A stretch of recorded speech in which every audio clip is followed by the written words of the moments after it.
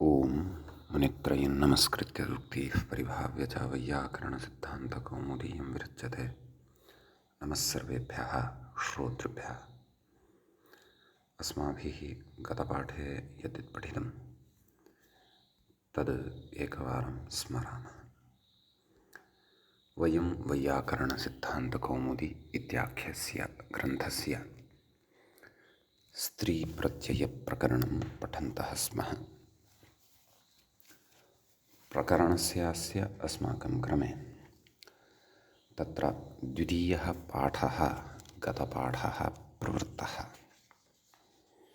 अस्मिन् द्वितीये पाठे तत्र स्त्रियाम् इति अधिकारसूत्रं यद् अस्ति तस्य व्याख्यायां व्याख्यात्रा ये विचाराः उपस्थापिताः उद्ग्रन्थस्थाः च ते अस्माभिः श्रुताः। तत्र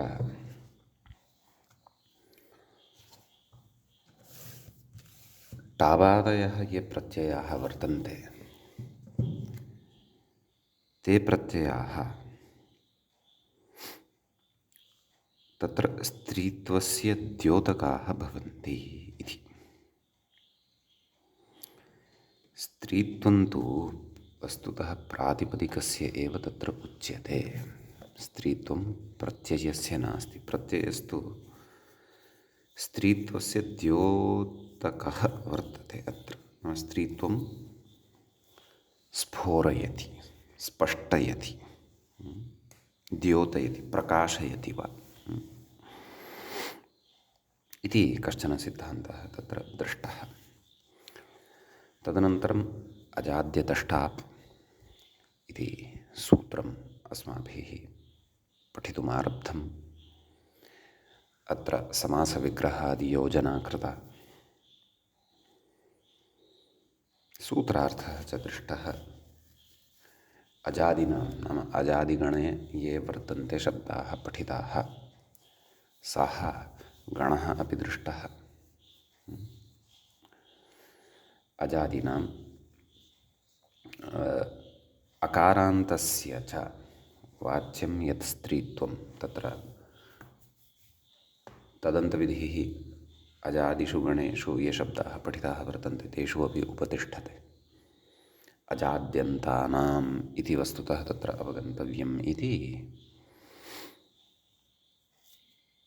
तत्र व्याख्यात्रा उक्तं। सन्महत्परमोत्तमो नैव शूद्रा च अमहत्पूर्वा जातिः तत्र अमहत्पूर्वा इति ज्ञापकं तदन्तविधौ प्रदत्तं ज्ञापकं वा प्रमाणं वा तदन्तविधौ ग्रन्थकारेण प्रदत्तं। ततश्च नाम अजादीनाम् अकारान्तस्य च वाच्यं यत् स्त्रीत्वं तत्र अजादिभिः सह स्त्रीत्वं विशेषितम् अत्र वर्तते। अजादीनाम् अकारान्तस्य च यत् स्त्रीत्वं वाच्यं तत्र द्योत्ये टाप् स्यात्। तस्मिन् द्योत्ये नाम तस्मिन् स्त्रीत्वे द्योत्ये टाप् प्रत्ययः भवति। न तु तत्र स्त्रियान् टाप् प्रत्ययः भवति। एवं खलु? नाम प्रकृते टावादयः एते प्रत्ययः अथवा टाप् प्रत्ययः स्त्रीत्वस्य द्योतकः तावदेव। एवं खलु? न तु स्त्रीत्वमेव टावादयः भजन्ते इति बुद्धौ स्थापनीयम्। एवं रीत्या सूत्रार्थकरणस्य प्रयोजनम् अपि अग्रे वक्ष्यते। गतपाठस्य अन्ते व्याख्यागताः पङ्क्तयः इमाः अस्माभिः पठिताः। टाप् स्यादिति प्रत्ययः परश्च इत्यधिकृतं कस्मात् परो भवति इति आकाङ्क्षायां सन्निधानात् अजादिभ्यः अदन्तात् चेति बोध्यम्। ननु अजादिगणे अज अश्व इत्याद्यदन्तपाठो व्यर्थः। अदन्तत्वादेव सिद्धेः इत्यत आह अजात्युक्तिरिति।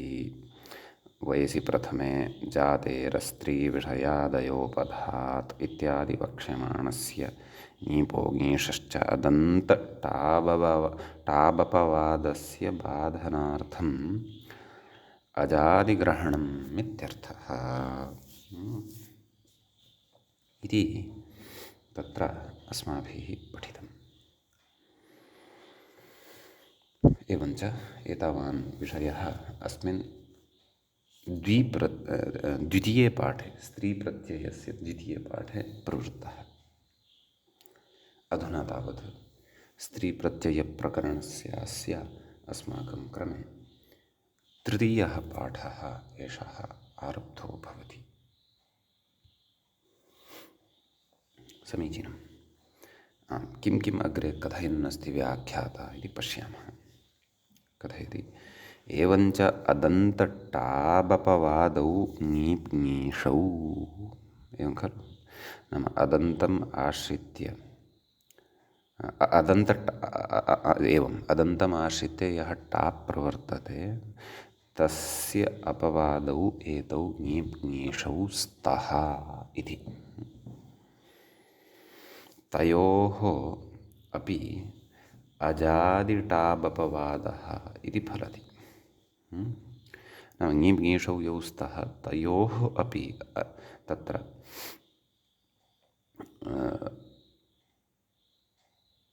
अजादिटाप् नाम अजादिभ्यः टाप् भवतु इति यद्विधानं टापः वर्तते तद्विधानम् अत्र फलितं भवति इति उच्यते। एवं खलु? यद्यपि अदन्तत्वादेव तत्र सर्वत्रापि टाप् साधयितुं शक्यः, क्लेशो नास्ति, परन्तु तथापि अजादिगणे अज अश्व इत्यादीनां पाठात् तत्र टाप् विधानं ङीप् ङीष् इत्यनयोः निवारणं यथा स्यात् तदर्थम् इति सिद्धान्तः। इति च अजाद्युक्तिः ङीषो ङीपश्च बाधनाय इत्यस्याः पङ्क्तेः अर्थः। सम्यक् कथयति अग्रे। अजशब्दः छागजातौ वर्तते। चतुष्पाद्विशेषः पशुविशेषः। एवं खलु? छागः तज्जातौ अजशब्दः व्यवह्रियते। अजाछागी तुभच्छागबस्तच्छगला अजे इत्यमरः। अमरकोशे एवं रीत्या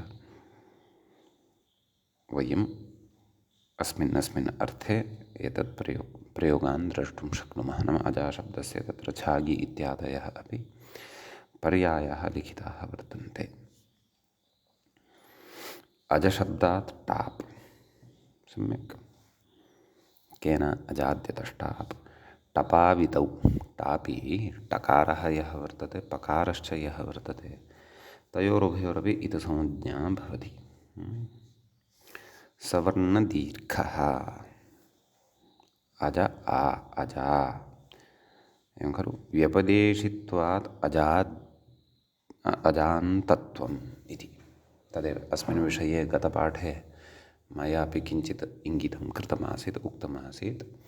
नाम व्याख्यात्रा तु यद्यपि स्पष्टम् उक्तमेव, नाम अत्र तदन्तविधिः भवत्येव, परन्तु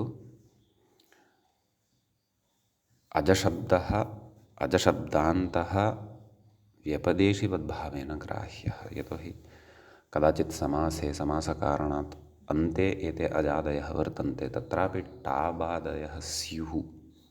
एतदर्थम् अत्र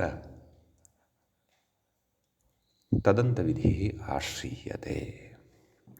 आदिशब्देन ङीप् ङीष् इति उक्तमस्ति, तेषां विषये चर्चा अग्रे भविष्यति। नाम ङीप् ङीषादयः सद्यः तु टापः विषयः, अतः अजादिगणे ये पठिताः शब्दाः वर्तन्ते तत्रापि अस्माभिः तदन्तता ग्राह्यः। सम्यक्। एवम् अत इति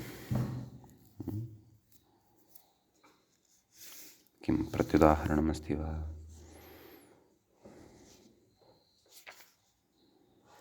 अत इति कोक्तम्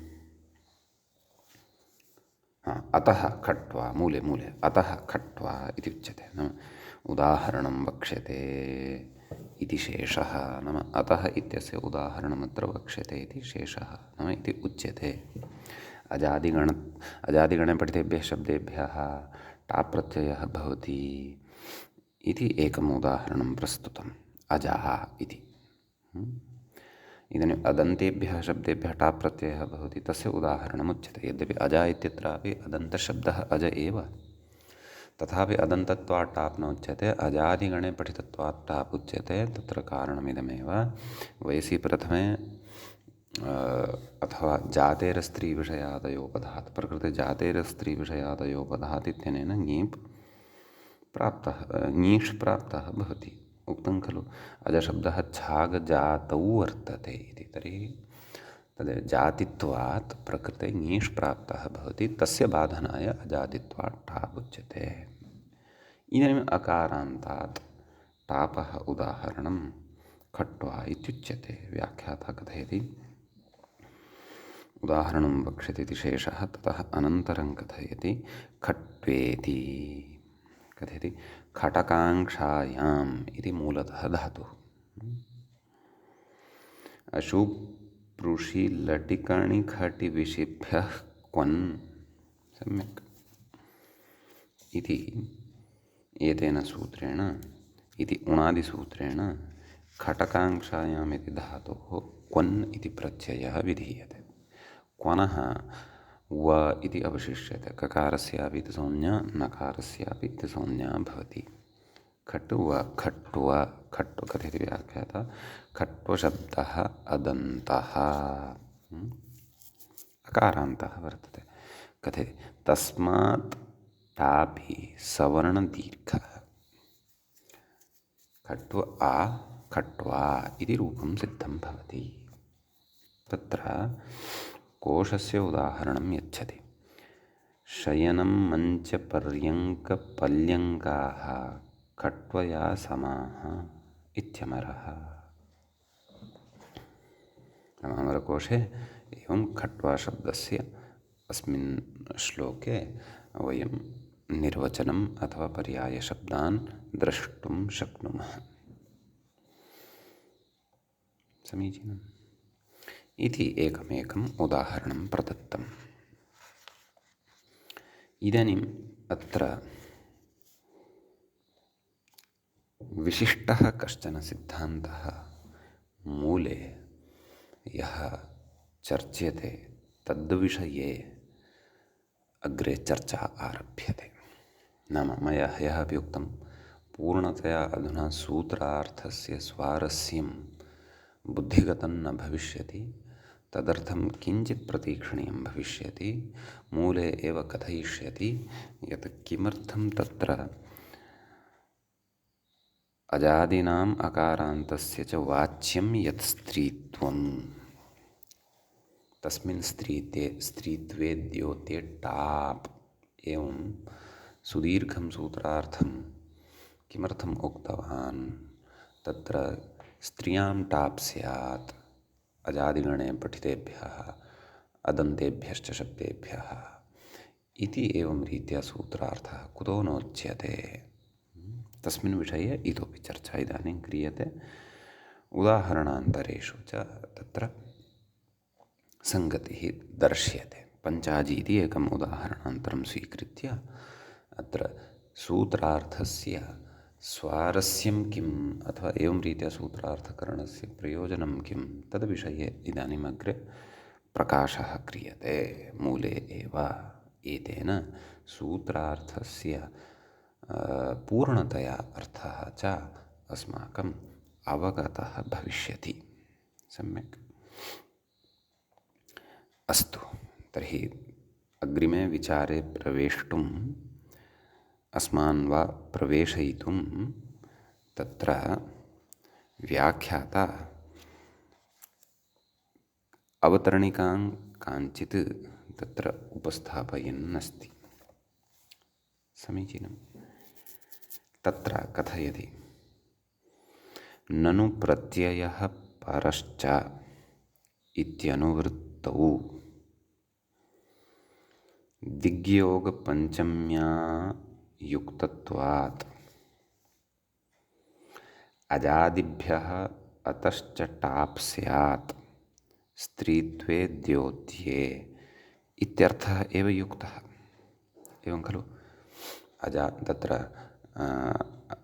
अजाद्यतः इत्यत्र पञ्चमी खलु श्रूयते, सा दिग्योगपञ्चमी अस्ति। अर्थात् तस्मात् इत्युत्तरस्य इति तत्र नियमः उपतिष्ठते।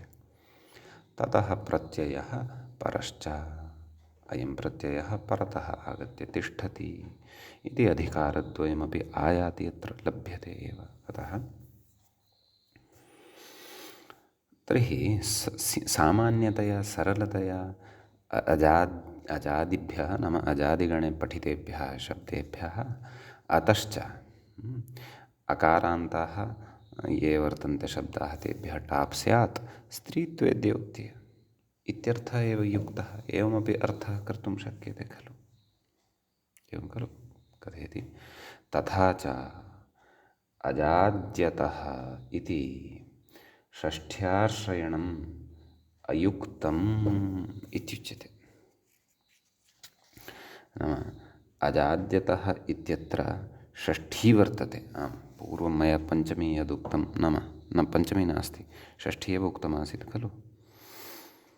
आम्, तत्र व्याख्यात्रापि मूल्यषष्ठी एव उक्तं। पश्यन्तु, प्रथमा एव पङ्क्तिः व्याख्यानसमये अजाद्यतष्टाप् इत्यत्र पश्यन्तु। अजः आदिः येषां ते अजादयः ते च अच्च इति समाहारद्वन्द्वात् षष्ठी एवं खलु उक्तम्। अतः अत्र षष्ठी अस्ति। तर्हि पूर्वपक्षी अथवा अवतरणिकायां तत्र व्याख्याता किं कथयन् अस्ति, तत्र पञ्चमी आश्रयितुं शक्यते, दिग्योगपञ्चमी आश्रयितुं शक्यते अजादिगणे पठितेभ्यः शब्देभ्यः,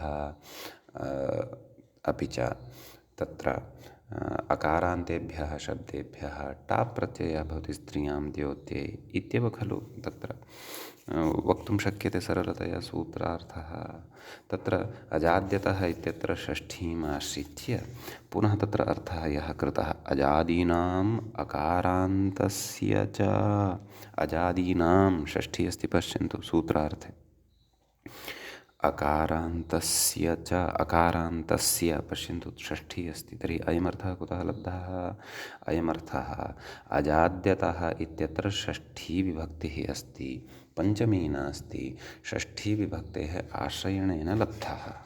अतः सूत्रार्थः कृतः अकारान्तस्य च वाच्यं यत् स्त्रीत्वं तत्र द्योत्ये टाप् स्यात् इति। नाम तर्हि तदेव अत्र पूर्वपक्षिणा इदम् आक्षिप्तं। पञ्चमीम् आदाय सरलतया सूत्रार्थः वक्तुं शक्यते खलु। किमर्थम् अत्र षष्ठ्याः आश्रयणं गौरवभूतः सूत्रार्थः कुतः कर्तव्यः? तदेव कथयति तथा च अजाद्यतः इति षष्ठ्याश्रयणम् अयुक्तम् इत्यत आह। नाम पूर्वपक्षिणा इदम् आक्षिप्तं, नाम अयुक्तं, तथा न कर्तव्यं। सरलतया पञ्चमीम् आश्रित्य एव सूत्रार्थः अत्र शक्यते इत्यत आह। नाम अतः कथयति, प्रयोजनं कथयति। तत्र षष्ठीम् आश्रित्य विशिष्टस्य सूत्रार्थस्य कथनस्य प्रयोजनम् अस्ति भोः इति कथयति। किं कथयति इति चेत् अजादिभिरिति, एवं खलु, अजादिभिः स्त्रीत्वस्य मूले अवलोकनीयम्। अजादिभिः स्त्रीत्वस्य विशेषणात् न इह, नाम अजादिभिः सह स्त्रीत्वं यद् वर्तते तद् विशेष्यते। अतः इह नाम अस्मिन् उदाहरणे, कस्मिन् उदाहरणे, पञ्चाजी इत्येतस्मिन् उदाहरणे टाप् न भवति। अत्र तु प्रत्ययान्तरमेव भवति, ङीप् एव भवति। ङीप् कथं भवति, केन भवति इति सर्वापि चर्चा अग्रे करिष्यते। पश्यतु, आदौ अजादिभिः स्त्रीत्वस्य विशेषणात् न इह इत्यस्य अर्थं कथयति व्याख्याता, तदपि पश्यामः। अजाद्यतः इति षष्ठीम् आश्रित्य अजादीनाम् अदन्तस्य च वाच्ये स्त्रीत्वे टाप् इत्येवम् अजादिभिः स्त्रीत्वस्य विशेषणात् इति इत्यर्थः। एवं खलु? नाम अजादीनाम् अदन्तस्य च वाच्ये स्त्रीत्वे, एवं खलु? नाम अजादिषु यत् स्त्रीत्वं वर्तते तत् स्त्रीत्वं यदा वाच्यं भवति, वक्तव्यं भवति, अथवा अदन्तेभ्यः यदा स्त्रीत्वं विवक्षितं भवति, तादृशे स्त्रीत्वे वाच्ये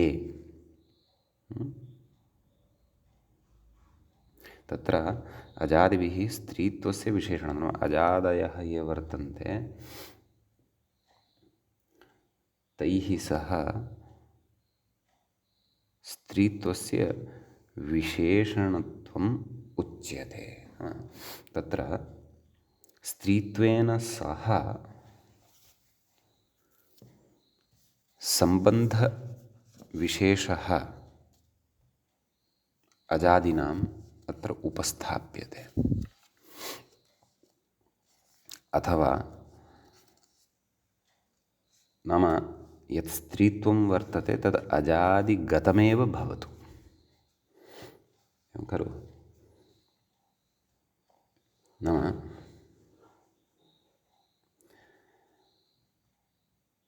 अज आदिषु स्त्रीत्वार्थः यः वर्तते सः स्त्रीत्वार्थः यदा विशेष्यभूतः तिष्ठति,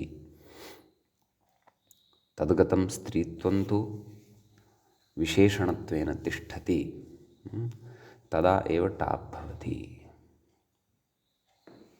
एवं खलु? तत्र अजादयः यत्र गौणभूताः भवन्ति तत्र तु टाप् प्रत्ययः न भवति इति इतोपि सरलतया अस्याः पङ्क्तेः अभिप्रायः अवगन्तुं शक्यते। नाम अजादिगतं यत् स्त्रीत्वं भवति तत् स्त्रीत्वस्य प्राधान्यं यत्र भवति, विशेष्यत्वं यत्र भवति, स्त्रीत्वार्थस्य विशेष्यत्वं यत्र भवति, अयमर्थः अजादीनां वाच्यं यत् स्त्रीत्वम् इति यदा उच्यते, नाम यत्र प्राधान्येन अजादीनामेव स्त्रीत्वं वक्तव्यं भवति इति अर्थः। अत्र नीलः घटः इतिवत् विशेष्यविशेषणभावः साक्षात् तथा नावगन्तव्यः।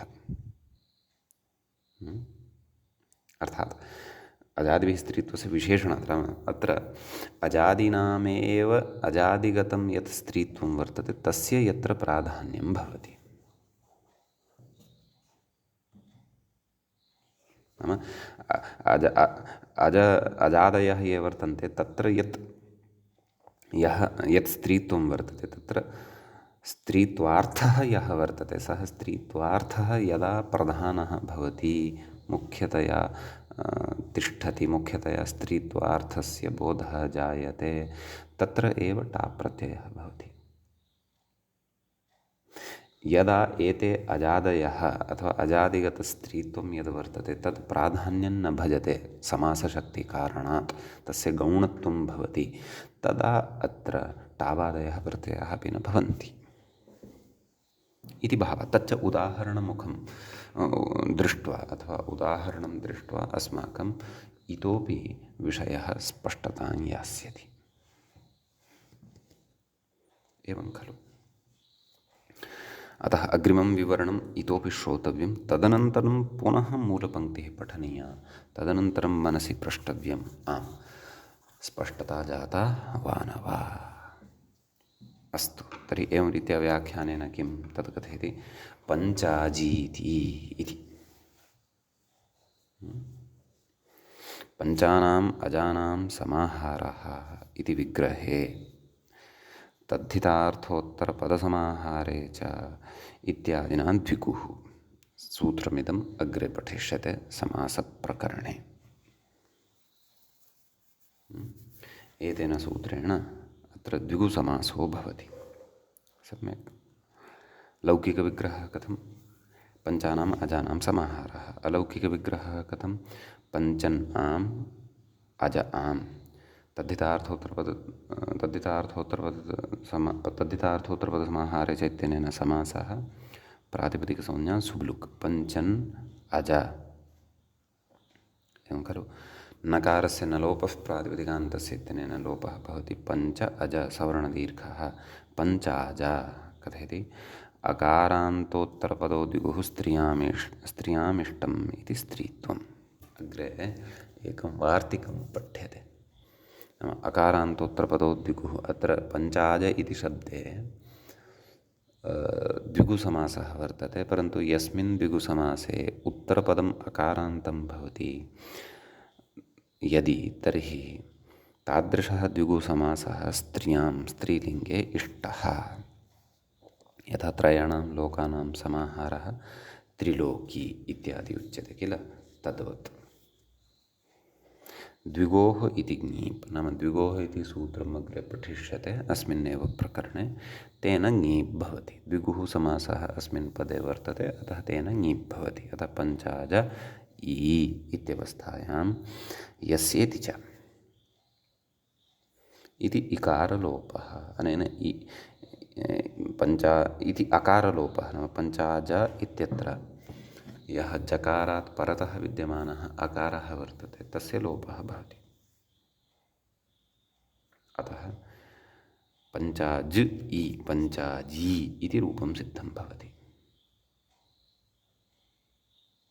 इदञ्च मूले अपि उक्तं, द्विगोः इति ङीप्। अग्रे व्याख्याता कथयति, नन्वत्र समासे अजशब्दसत्वात् तद्वाच्यमेव स्त्रीत्वम् इत्यत आह। नाम समासे अत्र अजशब्दः अस्ति एव खलु, अतः अजशब्दसत्वात्, नाम अजशब्दस्य अत्र उपस्थितिः वर्तते एव खलु, अतः तद्वाच्यमेव स्त्रीत्वं, तद्वाच्यं यत् स्त्रीत्वं वर्तते एवं खलु। अतः कुतः अत्र टाप् न भवति इत्यत आह कथयति, अत्रेति मूले पश्यन्तु, अत्र समासार्थसमाहारनिष्ठं स्त्रीत्वम् एवं खलु। नाम समासार्थः कः वर्तते, समाहारः वर्तते। पञ्चानाम् अजानां समाहारः समासार्थः तत्र वर्तते। समाहारनिष्ठं तत्र स्त्रीत्वं वर्तते, न तु अजशब्दनिष्ठं तत्र स्त्रीत्वं वर्तते। निष्ठं नाम तस्मिन् समाहारे यत् स्त्रीत्वं वर्तते तद् अत्र वर्तते, न तु केवले अजशब्दे अत्र स्त्रीत्वं वर्तते इति। सम्यक् कथयति अग्रे, हि यतः, नाम मूले हि इत्यस्य अर्थं कथयन् अस्ति, यतः नाम यतो हि। अत्र नाम क्व, पञ्चाजशब्दे मूले अत्र इति उक्तं खलु, तद् अन्वयमुखेन व्याख्याता कथयन् अस्ति, यतः अत्र पञ्चाजशब्दे, नाम अत्र अर्थात् पञ्चाजशब्दे समासार्थभूतः यः समाहारः, अत्र समासस्य अर्थः समाहारः वर्तते, तन्निष्ठं स्त्रीत्वं पञ्चाज इति समुदायस्य वाच्यं, नाम समुदायस्य अत्र स्त्रीत्वम् उच्यते, पञ्चाज इति समुदायस्य, न त्वजशब्दस्य, परन्तु केवलस्य अजशब्दस्य तु स्त्रीत्वम् अत्र नोच्यते। अतोऽत्र न टाप् इत्यर्थः, अतः अत्र टाप् न भवति। सम्यक्। न च उक्तरीत्या, न च इत्यतः भिन्नः, नाम अतिरिक्ताः अपि केचन विचाराः वर्तन्ते। एतावता मूले या चर्चा कृता तत् द्रष्टव्यं वर्तते। नाम मूले अजशब्दगत यत् स्त्रीत्वं वर्तते, अजशब्दगतं यत् स्त्रीत्वं वर्तते, तस्य स्त्रीत्वस्य एव अत्र प्राधान्यं नास्ति। एवं खलु, प्राधान्यं कस्य वर्तते? समाहारगतं यत् स्त्रीत्वं वर्तते तस्य प्राधान्यं वर्तते। समाहारः च कः? पञ्च अज इति समाहारः वर्तते। अजशब्देन समाहारः न भवति। एवं खलु। अतः अजादिगणे ये शब्दाः पठिताः वर्तन्ते तद्गतं स्त्रीत्वमेव यदा विवक्षितं भवति तदा टाप्। यदि अजादिगणे पठितानां शब्दानामेव स्त्रीत्वं न विवक्षितं भवति, परन्तु ते क्वचित् समासे पतिताः भवन्ति, तत्र समासार्थः यः अस्ति तद्गतं स्त्रीत्वं यदि विवक्षितं भवति तदा ङीप् न टाप् न, परन्तु ङीबादयः अथवा अन्ये यथा यथं प्रत्ययाः प्राप्यन्ते ते एव प्रत्ययाः अत्र विहिताः भवन्ति इति एतं विषयं कथयितुं तत्र एवं सूत्रार्थः उच्यते। अजादीनाम् अकारान्तस्य च वाच्यं यत् स्त्रीत्वं तत्र द्योत्ये टाप् स्यात्। एतेन अजादीनाम् अथवा अकारान्तस्य कस्यचन शब्दस्य समासार्थप्राधान्यकारणात् स्त्रीत्वं तत्र गौणत्वं भजते। कस्य? अजादीनाम् अथवा अदन्तस्य। परन्तु समासार्थस्य समाहारादिकस्य स्त्रीत्वस्य प्राधान्यं वर्तते, तत्र अपि टाप् प्रत्ययः न भवतु इत्येतदर्थम् एवम् अत्र अजादिभिः सह स्त्रीत्वं अजादिभिः स्त्रीत्वस्य विशेषणत्वम् उच्यते। नाम प्रकृते तत्र अजादीनाम् अकारान्तस्य च वाच्यं यत् स्त्रीत्वं, नाम अनयोः एव स्त्रीत्वं यदा वाच्यं भवति, न तु समासार्थद्वारा तत्र समाहारादीनां स्त्रीत्वं यदा वाच्यं भवति तदा टाप् प्रत्ययः न भवतु, तदा ङीबादयः अन्ये यथा यथं प्राप्ताः प्रत्ययाः एव भवन्तु इत्येतदर्थम् अत्र एवं रीत्या षष्ठ्याश्रयणेन विशिष्टः सूत्रार्थः गृह्यते। अन्यथा पञ्चाजा इति अनिष्टं रूपं खलु स्यात्। अपेक्षितं किं? पञ्चाजी। एवं खलु। अतः सूत्रकारेण पञ्चाजी इत्यस्यापि व्यवस्था कृता वर्तते, अजा इत्यस्यापि व्यवस्था कृता वर्तते। आम्, तस्य अभिप्रायः तु ऋषिभिः, नाम उत्तरवर्तिभिः ऋषिभिः अस्माकं कृते सरलतया बोधितः। नाम अत्र षष्ठी विवक्षिता अस्ति सूत्रकारस्य। षष्ठ्याः विवक्षया इदमपि विवक्षितं यत्र स्त्रीत्वं प्राधान्येन भवति, अजादीनां शब्दानामेव स्त्रीत्वं यत्र प्राधान्येन परिगण्यते तत्रैव टाप्। यत्र तु अजादीनां शब्दानां केवलानामेव स्त्रीत्वस्य विषये न, परन्तु ते समासे भवन्ति। यदा अजादयः शब्दाः, अदन्तो वा कश्चन शब्दः, तत्र समासार्थप्राधान्यं, समासार्थस्य मुख्यतया यदा भवति, समासार्थगतस्त्रीत्वं यदा विवक्षितं भवति तदा तत्र टाप् न भवतु, यथा यथम् अन्ये प्रत्ययाः स्त्रीत्वद्योतकाः ये भवन्ति ते प्राप्ताः भवन्तु इत्येतदर्थम् अत्र षष्ठी आश्रयणीया। षष्ठी एव अत्र सूत्रकारस्य अभीष्टा वर्तते, पञ्चाजी अजा इत्यादीनां सर्वेषामपि प्रयोगाणां व्यवस्थां कर्तुम्।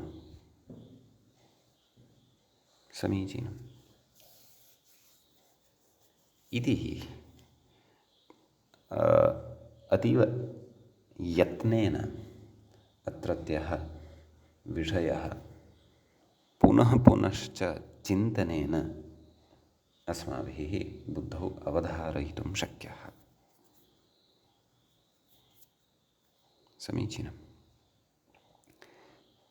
इत्यस्ति विषयः। इदानीम् अग्रे मूलातिरिक्तान् नाम मूले साक्षात् ये नोक्ताः परन्तु मूलसम्बद्धाः केचन विषयाः अग्रे प्रकृते व्याख्यात्रा उच्यमानाः वर्तन्ते। तानपि पश्यामः।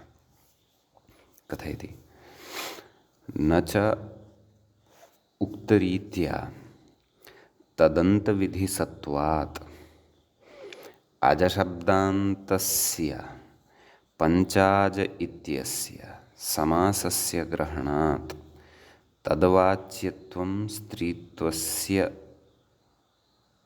इति वाच्यं। नाम पूर्वमुक्तं खलु तदन्तविधिः भवति इति न वा अमहत्पूर्वा इति वार्तिकं पुरस्कृत्य प्रकृते तदन्तविधिः भवति इत्युक्तं खलु। अतः पञ्चाज इत्यत्र केवलस्य अजशब्दस्य स्त्रीत्वस्य विषयः न स्यात्, समाहारगतस्य स्त्रीत्वस्य विषयः अस्ति। तथापि अजशब्दस्तु तत्र अन्तर्भवत्येव खलु। अतः अजान्तत्वम् अस्य शब्दस्य वर्तते एव खलु। अतः अजान्तत्वाद् वा टाप् उच्यतां तदन्तविधिः अत्र भवति इति पूर्वम् उक्तमेव खलु भवद्भिः। सत्यम् उक्तं परन्तु तथा अत्र न शङ्कनीयं। कुतः कथयति सत्यपि तदन्तविधौ नाम तदन्तविधिः अत्र अस्ति चेदपि नाम टापि कर्तव्ये तदन्तविधिः अस्ति चेदपि अजादीनां श्रुतत्वेन स्त्रीत्वस्य तद्विशेषणतायाः एव न्याय्यत्वात् इति। नाम तदन्तविधौ सत्यपि अजादीनां श्रुतत्वेन नाम तत्र तदन्तविधौ अपि अजादयः ये श्रूयमाणाः वर्तन्ते अजादीनां श्रुतत्वेन स्त्रीत्वस्य एवं खलु। नाम यत्तत्र स्त्रीत्वं वर्तते तद् अजादिशब्दगतं यत् स्त्रीत्वं वर्तते तद्विशेषणतायाः एव न्याय्यत्वात् नाम तद्विशेषणताया नाम तत्प्राधान्यस्य एव न्याय्यत्वात् नाम तस्य एव प्राधान्यं तत्र अपेक्षितं। नाम तदन्तविधिकारणात् सः शब्दः तत्र अस्ति चेदपि अजादिगणपठितः शब्दः अन्ते अस्ति चेदपि केवलस्य तस्य अन्ते विद्यमानस्य एव अर्थस्य प्राधान्यं स्यात्। एवं खलु। तद् सरलतया एवम् अवगन्तुं शक्यते।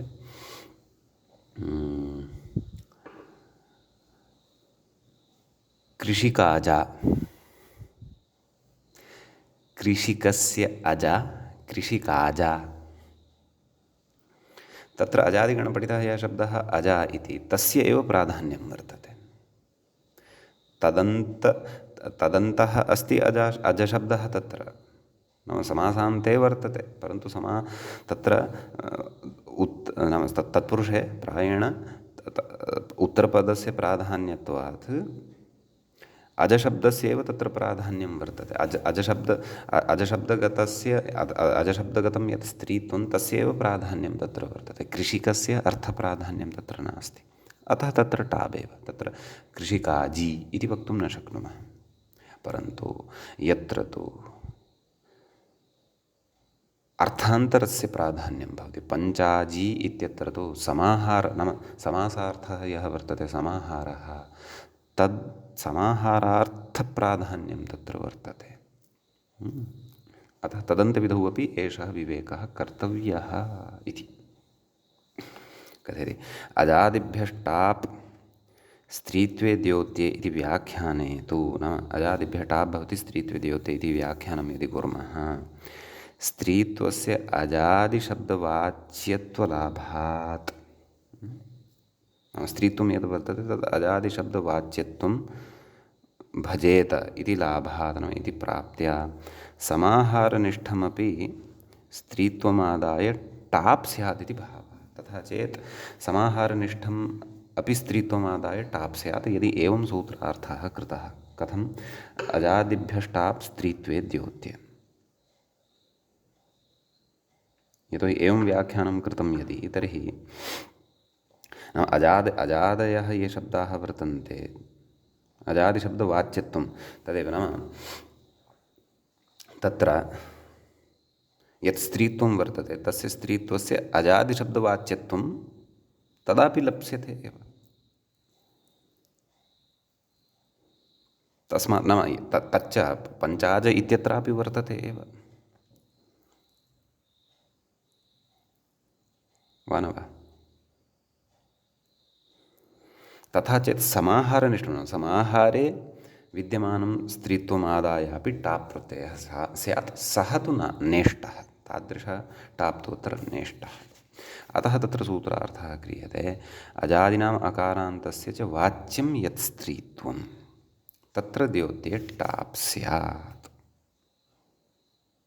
न तु अजादिभ्यः टाप् स्यात् स्त्रीत्वे द्योत्ये। तथा चेत् स्त्रीत्वस्य द्योतकत्वं तु पञ्चाज इत्यत्रापि भवत्येव, परन्तु केवलं यत्र अजादीनामेव स्त्रीत्वं विवक्षितं भवति अथवा अजादिगतस्त्रीत्वार्थस्य एव यत्र प्राधान्यं भवति, अजा कृषिकाजा इत्यादिषु वा, तत्रैव टाप्।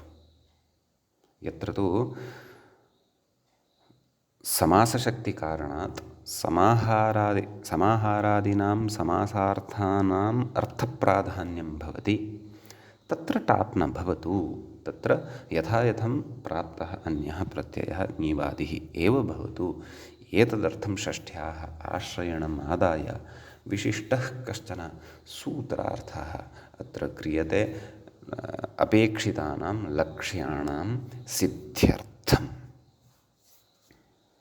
सम्यक् इति सूक्ष्मः सैद्धान्तिकः एषः विचारः अत्र भवति, यश्च महत् चिन्तनं विधाय अस्माभिः अवगन्तव्यं भवति।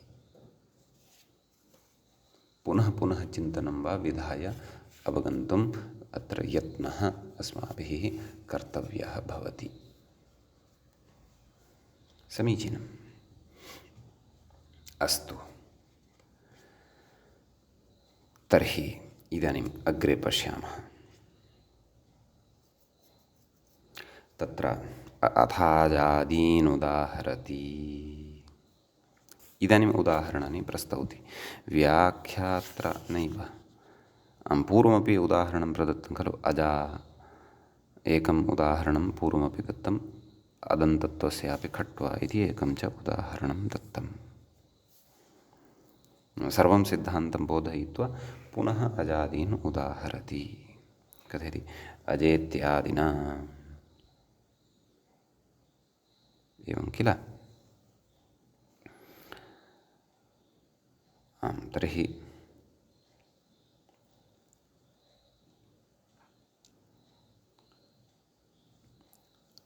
एडकेति नाम अजाशब्दविषये पुनः व्याख्याता न कथयन्नस्ति, यतोहि पूर्वम् उक्तं वर्तते।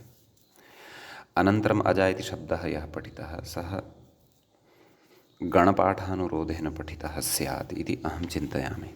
पुनः पाठे तु अन्यथा प्रयोजनं न स्यात्। न अस्ति, पङ्क्तिरेव अस्ति, पश्यन्तु मूले एकवारं समग्रां पङ्क्तिं पठामः। अजा एडका अश्वा चटका मूषिका येषु जातिलक्षणो ङीष् प्राप्तः, केन जातेरस्त्रीविषयादयो पदात् इति अग्रे पठिष्यते, तेन प्राप्तः। तन्मा भवतु, तदर्थं प्रकृते अजादिगणे एतेषां शब्दानां पाठः कृतः। सम्यक्। अस्तु, तत्र अजाशब्दविषये तु उक्तवान् व्याख्यातः पूर्वम्। इदानीम् अग्रे यः एडका इति शब्दः वर्तते तद्विषये कथयन्नस्ति। कथयति एडकेति मेढ्रो रभ्रो रणोर्णायुर्मेषवृषणय एडके इत्यमरः।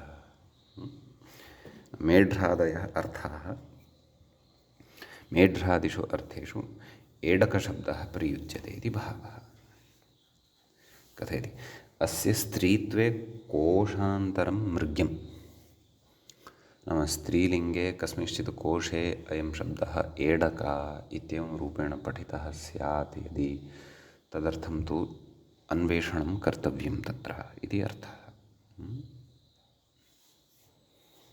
अग्रे उच्यते अश्वेति। आं तर्हि एडक इति शब्दात् टापि सति नाम अजादित्वात् टापि सति एडका इति रूपं सिद्धं खलु। इदानीम् अश्वेति कथयति वाम्यश्वा वडवा इत्यमरः। तदेव अत्र अमरकोशे स्त्रीलिङ्गे अश्व इति उक्तं वर्तते। अतः तत्र अश्व इत्येतस्मादपि तदेव जातेर्स्त्री इत्यादिना ङीष् प्राप्तः तमपि प्रबाध्य टाबेव भवति। अतः अश्वा इति भवति सम्यक्। ततः चटकेति कथयति चटकः पक्षिजातिविशेषः। अस्य जातिशब्दस्य स्त्रीत्वं मृग्यं नाम स्त्रियां चटका इति स्त्रीत्वम् अत्र द्रष्टव्यं। कोशे मृग्यम् अन्यत्र तु उदाहरणानि लभ्यन्ते खलु। चटकाया ऐरक् इति सूत्रकारः एव कथयति। तर्हि अत्र चटकशब्दात् टापि सति चटका सिद्ध्यति, सवर्णदीर्घः भवति तावदेव। अग्रे कथयति अमरस्तु चटकः कलविङ्कः स्यात् तस्य स्त्री चटका इत्याह। नाम अमरकोशे अस्ति, अमरकोशे अपि अस्ति खलु। स्त्रीचटका नाम चटकस्य स्त्रीचटका इति अथवा स्त्रीलिङ्गे चटका इत्यपि भवति इति कोशे उक्तम् अस्ति। जातिगतस्य स्त्रीत्वम् अन्वेष्टव्यम् इति उक्तं व्याख्यात्रा।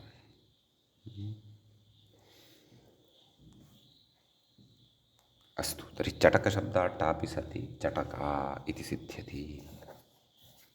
अग्रे कः शब्दः मूषिका इति कथयति चुचुन्दरी गन्धमूषी दीर्घदेही तु मूषिका इत्यमरः। तर्हि अत्रापि मूषिक इति शब्दात् टाप् प्रत्ययः भवति अदन्तात्। मूषिका इति शब्दः सिद्धः भवति।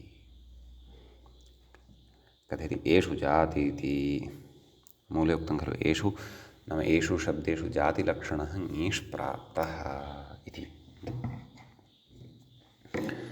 तत्र व्याख्याता कथयति अजादिपञ्चसु नाम एते अजादयः यत् पञ्च पठिताः के अजा ऐडका अश्वा चटका मूषिका।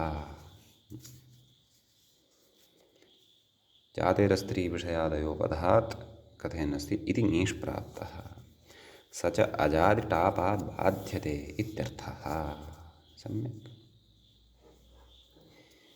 अतः टावेव अत्र भवति अजाद्यतष्टाप् इति विधानारम्भसामर्थ्यात्। ततः अग्रे कथयति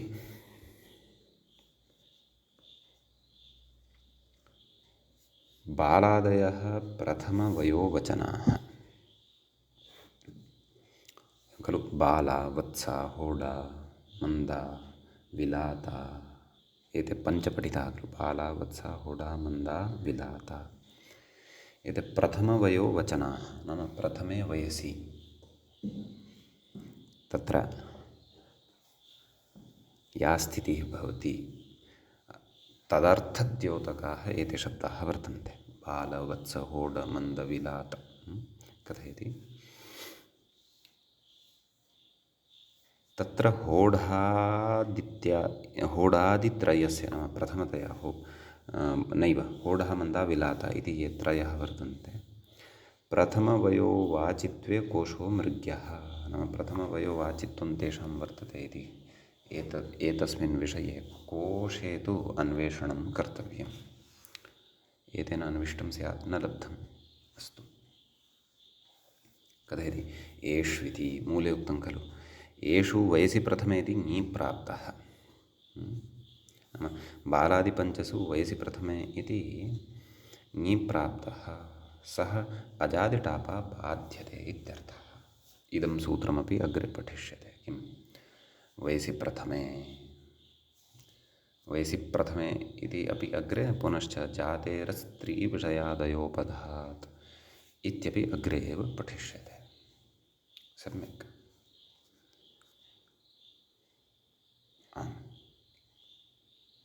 अग्रे इदानीम् अत्र किञ्चन वार्तिकम् अस्ति पठ्यमानं। वार्तिकम् एवं गणसूत्रत्वेनापि दृश्यते इति चिन्तयामि, वार्तिकत्वेनापि पाठः अस्ति। अस्तु, तत्र सम्भस्त्रेति व्याख्याता इङ्गितं करोति। पठामः। सम्भस्त्राजिनषणपिण्डेभ्यः फलात् इत्यस्ति। व्याख्याता अग्रे कथयति, वार्तिकं परिचाययति आदौ। पाककर्ण, कथं समग्रं सूत्रं? पाककर्णपर्णपुष्पफलमूलवालोत्तरपदाच्च इति अग्रे पठिष्यते। अत्रैव प्रकरणे पठिष्यते। स्त्रीप्रत्ययप्रकरणस्थमेव सूत्रं कथयति। इति सूत्रभाष्ये पठितमिदं वार्तिकम् अर्थतः सङ्गृहीतं। नाम तत्र अस्य वार्तिकस्य स्वरूपं किञ्चित् भिन्नम् अस्ति, तस्य अर्थं पुरस्कृत्य अत्र कथितवान् ग्रन्थकारः। विग्रहम् आदौ कुर्मः। सम्भस्त्राजिनषणपिण्डेभ्यः पञ्चम्यन्तं पदं भवति। फलात् इति च इत्यपि पञ्चम्यन्तं भवति। सं च भस्त्रञ्च अजिनश्च षणश्च पिण्डश्च सम्भस्त्राजिनषणपिण्डाः तेभ्यः सम्भस्त्राजिनषणपिण्डेभ्यः इतरेतरयोगद्वन्द्वः भवति। व्याख्याता अर्थं कथयति वार्तिकस्य, पश्यामः। सम्भस्त्र अजिन, भस्त्र इत्यत्र क्वचित् भस्त्रा इत्यपि पाठः दृश्यते व्याख्यायां। यद्यपि भस्त्र इति उक्तं, भस्त्रा इति उक्तम्, उभयथापि तत्र सवर्णदीर्घेण भस्त्राजिन इत्येव लप्स्यते, परन्तु भस्त्र इत्येव युक्तः वस्तुतः पाठः। अस्तु, सम्भस्त्र अजिन षण पिण्ड एतेभ्यः परः यः फलशब्दः, एतेभ्यः शब्देभ्यः अपि परतः यः फलशब्दः भवति, तस्मादपि पाककर्ण इति ङीष् न भवति। एवं खलु सूत्रं पठिष्यते अग्रे। किं? पाककर्णपुष्पफलमूलवालोत्तरपदाच्च। कोऽर्थः? पाकाद्युत्तरपदात् जातिवाचिनः स्त्रीविषयादपि ङीष् स्यात् इति ङीष् प्रत्ययः उच्यते। अग्रे पठिष्यते। परन्तु एषु स्थलेषु न भवति। नाम पाककर्ण इत्यादिना सम्भस्त्राजिनषणपिण्डेभ्यः इत्यत्र एतेभ्यः परतः यदा फल इति शब्दः भवति,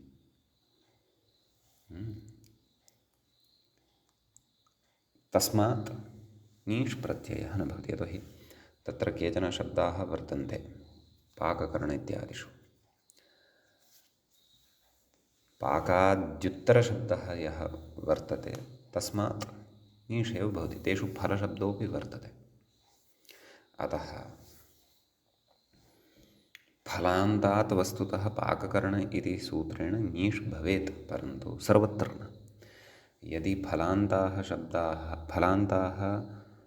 फलान्तः शब्दः सम्भस्त्रादि पूर्वः भवति तदा ङीष् न, तदा टाबेव भवति इति उच्यते। सम्यक्। अतः एकम् आदाय अत्र उदाहरणानि पश्यामः। वानव तत्र सर्वादौ मूले उदाहृतं दृश्यते सम्फला व्याख्याता कथयति समृद्धानि फलानि यस्याः इति विग्रहः। नाम सम् इति पूर्वपदं भवति, फल उत्तरपदं भवति। सम्यक् पाककरण इत्यादिना फलोत्तरं समस्तपदमिदं सम्पन्नम्, अतः ङीष् प्राप्तः। परन्तु ङीषं प्रबाध्य एतेन वार्तिकेन टावेव भवति, अतः सम्फला इति। सम्फला वाटिका एवं किमपि वक्तुं शक्यते। अस्तु, भस्त्रफला इत्यस्ति। तदुच्यते नाम विग्रहः, व्याख्यात्रा विग्रहः उच्यमानः वर्तते। तत्र भस्त्रा इव फलानि यस्याः इति विग्रहः नाम बहुव्रीहिः भवति, एवं किल। अतः तत्र अग्रे कथयन्नस्ति भस्त्रा चर्मप्रसेविका इत्यमरः, एवं खलु। चर्मणा निर्मिता काचित् प्रसेविका भवति।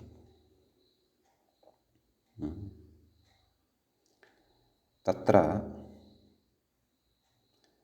प्रसेविका नाम स्यूतविशेषः अपि उच्यते। झोली इति हिन्द्यां वदामः खलु, झोला इति पुल्लिङ्गे तत्र झोला झोली इति व्यवहारः वर्तते। अतः चर्मणा निर्मिता प्रसेविका, अन्येपि अर्थाः भवितुम् अर्हन्ति, कोशः द्रष्टव्यः, सा उच्यते भस्त्रा इति, एवं खलु। अतः भस्त्रा फला